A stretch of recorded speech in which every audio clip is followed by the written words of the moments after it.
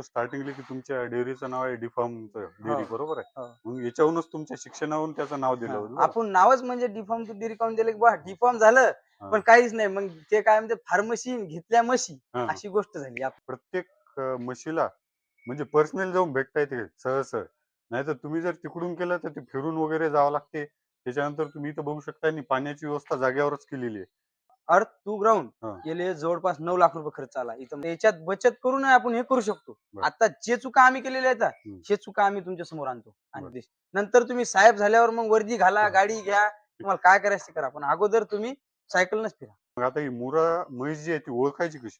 तिचं कसं आहे पहा, हे पहा, हे गोलदार शिंग असते, हे पहा. हे असे गोलदार शिंग, हं, मस्तकाचं थोडंसं एकदम असं मोठंही नसते आणि लहानही नसते. बरोबर. कारण स्टार्ट करणं हे सोपं आहे.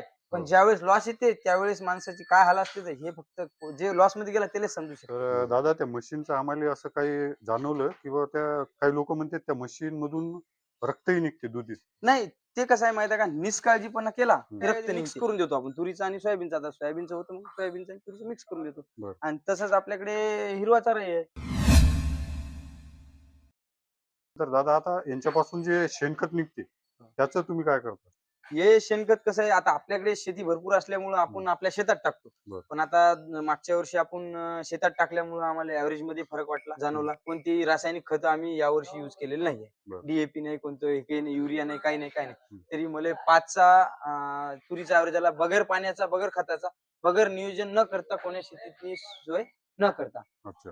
बरोबर आहे? मग आणि बाकी जर विकायचं झालं, हं, तर 4,000, 4,500, 5,000 पर्यंत ट्रॉली आहे. हं. आपण पुढच्या वर्षी आता ते करणार आणि त्याच्यात वेगळं म्हणलं तर गांडूळ खत निर्मिती आपण करू शकतो. अच्छा. तर म्हणजे गांडूळ एक खताचा आपला प्लॅन हं, चालू आहे. हां, पण आपल्याकडे कसं आहे, टाईम मॅनेजमेंट होऊ नाही राहिला आणि हां. त्याच्या मॅन फोर्स आपल्याकडे कमी आहे. बरं. कारण मी एकटाच आहे. हं, माझे वडील आहेत. हो. वडील आजारी असतात, कधी काय असते, हं. त्याच्यामुळे आपलं होत नाही.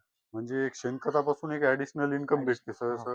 त्याच्यात तुम्ही गांडूळ खत वगैरे बी तयार करू शकता. तर हो. आता आपण बघू शकता दादांना इथं दूध वगैरे काढण्यासाठी मदत करतात हे आपले दादा. तर यांच्याबद्दल जाणून घेऊया. भैया आपका नाम क्या है? सर मुन्ना कुमार। आप कहाँ से हो? आई एट लीड वाराणसी। अच्छा। वाराणसी से। आप इतने दूर से यहाँ दूध निकालने इंग्लिश वगैरह बोलते ते. काम करने के लिए आते हो, तो यहाँ का वातावरण कैसा है? सब समान है, अच्छा अच्छा, है, चांगला है। अच्छा, हम्म, चांगला है। चांगला है। यहाँ पे पेमेंट वगैरह टाइम कोई टू टाइम? प्रॉब्लम नहीं। पेमेंट का कोई प्रॉब्लम है, मालक अपना ये एक नंबर के आदमी है। हाँ, अपना धंधा किए हैं हुँ, मैसे का, जिसमें हमको भी चलता है, अपना खर्चा पानी इनको भी मिलता है। अच्छा, जिसमें हमारी भैंसा है जो गुजरात से बिलोंग करती है। हाँ। और एक एक भैंसा 8 महीने तक 5-5 लीटर टाइम पे दूध है उसका। बाकी का एडजस्ट होता है तर एकच दादा टाइम। आता तुमचं जे तुम्ही सांगितलं 60-70 लिटर दूध निघते हो, दिवसाला. हो. तर तुम्हाला काय भाव भेटतो त्यावेळी? हे जेमतेम आपल्याला ₹65, 60, 65, 62, 63 असा या रुपयाने आपल्याला भाव पडते. ते बरं. फॅटवर असते. हं. पण आपला फॅट ₹9 असल्यामुळं आपल्याला चांगला भाव पडतो. म्हणजे एक ॲव्हरेज 8-9च्या दरम्यान तुम्हाला पेट भेटते. हो. बरोबर. तर मग आता दादाचं दिवसाला निघत आहे 60 ते 70 लिटर. तर आणि ₹60 ने यांना भाव भेटतो. तर यांचं दिवसाचं इन्कम किती होते ते तुम्ही कमेंट बॉक्समध्ये सांगा. तर दादा आता आम्हाला विचारायचं आहे, तुम्ही जे दुसऱ्या लोकांकडून दूध कलेक्ट करता, हो. तर हे दिवसाचं किती कलेक्ट होतं? लिटरपर्यंत एका टाईमचं आपलं 200-250। जाते. म्हणजे एका जेमतेम टाईमचं? हो, हं, 400 लिटरपर्यंत आपण कलेक्शन करतो दोन्ही टाईम. बरं. आणि मग तुम्ही त्यांना काय भाव देता त्यांना आपण दुधाचा? ₹9 फॅटनं देतो. हां, तर जेमतेम त्यांना आपण 62, 63, ₹64 पर्यंत ते पडते. अच्छा. अगोदर आम्ही लोकल मार्केटला दूध द्यायचो, तर हं, ₹7 फॅटनं द्यायचो. हं. तर अक्षरशः बिसलरीच्या पाण्याच्या पैशात आम्ही दूध विकलेलं आहे. बरं, जसं की ₹20 लिटरभर दूध विकलं आम्ही. बरं. ₹30, ₹35 पर्यंत आम्हाला दर भेटलेले आहेत. मग मग आम्ही काय केलं, एक निर्णय घेतला. हं, स्वतःसाठी आपण चालू केलं होतं. बरोबर आहे. तर मग त्याच्यासोबत आपल्याला काही विश्वासू लोकं होते, हं, तबेलेवाले आपल्यासारखेच आहेत. हो, ते आपल्याशी कनेक्ट झाले. हं, आणि मग त्याच्यापासून मग आपण ते म्हणत, "मग तुम्ही असा व्यवसाय चालू करा." हो, मग आपण हे साखळी म्हणून आपण चालू केलं. तर हं, आज मी 20 लिटर म्हणजे कलेक्शनच्या दुधापासून हं. आज मी 400 लिटर पर्यंत गेलेलो. बरं. म्हणजे बरोबर आहे, दिवसाचं एका वर्षात. 400 लिटर दूध जमा करतात, बरोबर हो, आहे. आणि तुम्ही आता ₹62 लोकांनाही देताय. हो, तर मला सांगा एवढा आता भाव जर भेटत असेल, तर शेतकऱ्यालाही परवडते हो, द्यायला. कारण की इतका तर वाशिममध्ये जर भेटायला नाही. डेअरीवाले कसे आहेत कमी भाव देतात. हो, आता तुमचं तेवढं नेटवर्क झालेलं आहे. त्याच्यामुळे तुम्हाला ते जास्त भाव भेटत आहे. हो. तर माझं म्हणणं आहे शेतकऱ्यांना, की जर तुम्ही इथं रस्त्यात वगैरे कुठं शेलू बाजार समजा किंवा वाशिम रस्त्यानं असाल, तर दादाकडे तुम्ही देऊ शकता. चांगला भाव देत आहेत दादाही. तर दादा आता तुम्ही जे इथं यंत्रणा आणलेली आहे समजा, हो. तर हे दूध याच्यात चेक कसं करता हे आम्हाला एकदा करून दाखवा. तुम्हाला मी चेक करून दाखवतो बा. आता हे सर्वप्रथम दूध असे सर्व एकत्र करून घ्यायचं. बरोबर. एक कोणती कॅन असेल तर. हां. कारण जे वरचे क्रिस्टल वगैरे सर्व एकत्र होतीलच. हां. म्हणजे एका जागेवर येतील. हं. त्यानंतर आपण एक 20 मिलीचं हे भांडं असते. हं. हे करतो आणि सर्वप्रथम असं दूध म्हणजे शिळ आहे, ताचं आहे हे हो. आपण असे एक प्रकारे त्याच करतो. सर्वप्रथम हे स्टरर आहे. याला आपण लावतो दूध. हे 10 सेकंद असं याचं काम चालते. हं. हे कशासाठी आहे? हे काय कोणतं दूध गरम करत नाही. काही शेतकऱ्याची किंवा डेअरीवाल्याची अशी एक संभावना आहे की हे दूध गरम करते म्हणून. अच्छा. दूध गरम करत नाही, काही नाही, काही नाही. हं. हे काय करते? सर्व मॉलिक्यूल जे असते हं. मॉलिक्यूल म्हणजे त्याच्यातले जे हे घटक असते ते सर्व एकत्र करण्याचं काम ही मशीन करते. बरं. त्याच्यानंतर या दुधाची गुणवत्ता काय आहे हं. ती या मशीन मधून समजते आपल्याला. जसं की आता लावलं फॅट लावायसाठी आपण हे केलं. आता हे फॅट आलेलं आहे इथे दाखवतो तुम्हाला. 9.6चा फॅट लागला दुधाले, 10चा एसएनएफ लागला आणि डिग्री 30ची आहे. म्हणजे उत्तम दर्जाचं दूध झालं आता हे. त्याच्यात वॉटर नाही, कोणतं काही नाही, काही नाही, काही नाही. हं. आणि लगेच आपण इथं पर्ची काढू शकतो. जशी की आता समजा मी तुम्हाला फॉर एक्झाम्पल म्हणून एक पर्ची तुम्हाला इथं काढून दाखवतो. आता झालं टाकलं 9.6 9चा एसएनएफ टाकून देऊ आपण आणि 5 लिटर दूध टाकू. हे म्हणजे ₹86 लिटर इथं दूध गेलेलं आहे. याचं प्रिंट आउट निघते बाहेर डायरेक्ट अशी. याच्यावर आपल्या अक्षरशः डेअरीचं नाव, त्याच्यावर काय रेट लागला, त्याचं लॅक्टोजन किती आहे, दुधात वॉटर आहे का, काय एसएनएफ किती आहे, सर्व गोष्टी याच्यावर आपल्याला क्लिअर होऊन जातात.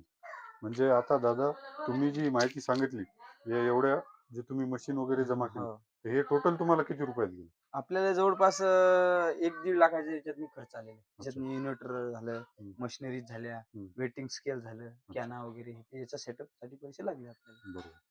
आणि म्हणजे एक हळू-हळू, टोटल हळू-हळू वाढवत गेलो त्याच्यामुळे मला काही जास्त भारी गेलं नाही. बरोबर. म्हणजे एक टोटल 1,00,000 रुपयात तुम्हाला हे सर्व यंत्रणा दादा आता बसली. जसं आपण मी बघितलं इथं, की इथं शेळ्या पण आहेत. तर तुम्ही म्हशीसोबत इंटिग्रेटेड फार्मिंग म्हणून शेळीचंही केलेलं आहे का? शेळीचं कसं आहे माहिती आहे का? हं. आपण इंटिग्रेटेड फार्मिंग म्हणल्यापेक्षा हं. एक काय एक्सपेरिमेंट म्हणून आपण ते चालू केलेलं बरं. आहे. एक बकरी आपण घेतली होती हं. 4-5 महिने अगोदर. हं. मग एका बकरीपासून काय तिने 2 पिल्ले दिले. बरं. मग मी म्हणलं बुवा आता हे 5च महिन्यात तिनं 2 पिल्लाचं उत्पन्न दिलं. ₹8,000 उत्पन्न होते. हो. त्याच्यानंतर काय केलं बाजारात गेलो आणि 4 बकऱ्या विकत आणल्या. हं. 4 पासून आता ते 8 पिल्ले झाले. बरोबर. म्हणजे अशा 12 झाल्या आता. हां.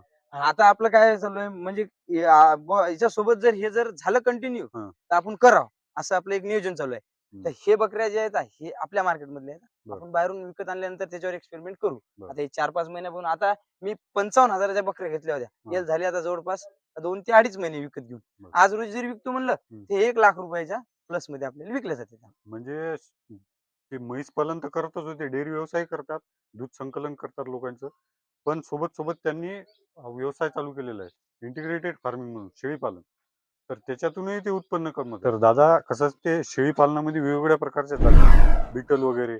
तर उस्मानाबादी एक त्याच्यामध्ये. हो. तर तुमच्या इथे ही कोणत्या प्रकारची जात आहे? हे आपल्या इकडे गावरानच आपण म्हणतो येईल हं. आणि आपल्याच मार्केटमधली शेळी आहे. बरं. आपल्याच बाजारातून रविवार बाजारातून आपण विकत घेतलेल्या शेळ्या आहेत. बरं. म्हणजे आता तुम्ही जे आपलं म्हैस पालन आहे याच्यासोबत जे व्यवसाय सुरू केलेला आहे, हां.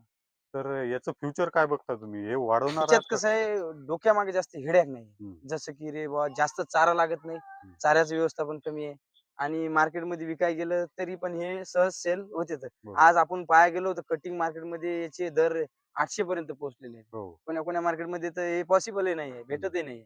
तसंच हं. मग आपल्याला कटिंगचाच उद्देश आपला मेन नाही आहे. हं. आपल्याला याच्यातून एक इन्कम म्हणून आपण याच्याकडे पाहत असतो. बरोबर. इन्कमच्या दृष्टिकोनातून आणि आता बोलू शकतो कारण की मटणाचा दर हे काजू बदामपेक्षाही वाढलेला आहे. वाढलेलं आहे. तर त्याचं कसं आहे डिमांड वाढतीच राहणार आहे. हं. खाणारे लोक आहे. त्याच्यामुळे या बिझनेसला कुठंच मरण नाही. मरण. दादा आता तुम्ही जे एवढा आता समजा डेअरी व्यवसाय केलेला आहे, तुमच्या इथे एवढ्या 15-20 म्हशी आहेत. तर जे नवीन शेतकरी आहेत ज्यांना या व्यवसायात यायचं आहे, त्यांना तुम्ही काय सांगाल? यांना मी एकच सांगू इच्छितो, की व्यवसाय करताना घाई करू नये, केली नाही पाहिजे कोण्याच गोष्टीची. बरं. मग जसं की बुवा मग त्याने काही एकदमच मग 10-12 म्हशी आणायच्या, 15 म्हशी आणायच्या आणि आपण व्यवसाय स्टार्ट करायचा. मग त्यात घाटा नफा येते. मग आपण काय केलं पाहिजे, एक तर जेमतेम पाड्या असतात पाड्या म्हणजे ते गाभण असलेले 1-2 हो. महिन्याचे ते म्हशी वगैरे गाभण घ्यायच्या हं. किंवा लहान-लहान वगैरे घ्यायच्या, संगोपन करायचं. त्याले लहानाचं मोठं करायचं, नंतर हं. मग चालू करायचं किंवा मग त्याच्यासोबत आपण 4-5 म्हशी घ्यायच्या. हं. मग त्याच्यावर आपण एक्सपेरिमेंट केल्यासारखं करायचं. त्याच्यातून हो. आपल्याला उत्पन्न येते, नाही येत. हं. असं करत आपला व्यवसाय छोट्यातून मोठा करायचा. बरोबर. असा प्रयत्न केला पाहिजे. म्हणजे म्हण तुम्ही जसं मगाच सांगितलं होतं, की जास्त शेडवर बी नाही खर्च करायचा. हो. स्टार्टिंगला थोड्या म्हशी घ्यायच्या आणि मग वाढवायचं. वाढवतो. बरोबर. एक झेप कशी आहे, ते आकाशी उंच उडायची झेप कशी आहे, एकदम नाही घेतली पाहिजे माणसानं. हं. एक पायरी चढत जाईल तेव्हाच आपण वर जाईल. बरोबर. नाही तर मग काय होतं एकदमच वर जायच्या प्रयत्नात माणूस एकदम खाली पडतो. तर अशा प्रकारे आज आपण आलेलो होतो बीफार्म डेअरीवर. तर यांचे संचालक म्हणजे आकाश भाऊ चौधरी यांनी आम्हाला या डेअरी व्यवसायाबद्दल तसेच म्हैस पालन, शेळी पालन या व्यवसायाबद्दल पूर्ण माहिती दिली. त्याबद्दल त्यांचे धन्यवाद. तुमचे पण आभार. तुम्ही आमच्या इथं भेटायला आले.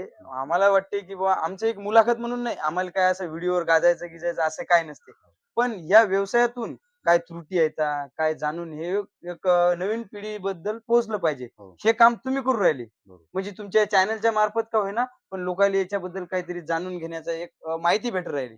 म्हणजे माझ्याकडूनच नाही, तर तुम्हीच हे चांगला प्रयत्न करू राहिले पोहोचण्याचा. तर म्हणून मी म्हणतो, की याच्या चॅनलला तुम्ही एक वेळ व्हिजिट करा. पहा आपल्या YouTubeवर रिकामे रील्स Instagramवर पाहिल्यापेक्षा तुम्ही याचे व्हिडिओ पहा. त्याच्यातून आपल्याला एक प्रेरणा भेटेल काहीतरी करायची. नाही माझ्याकडून काहीतरी तुम्हाला सांगण्याचा प्रयत्न होईल, पण एखादी तरी गोष्ट, एखादा तरी माणूस याच्यातून शिकल काहीतरी. म्हणून मी म्हणतो, की हे व्हिडिओ शेअर करा, या व्हिडिओ लाईक करा, कमेंट करा.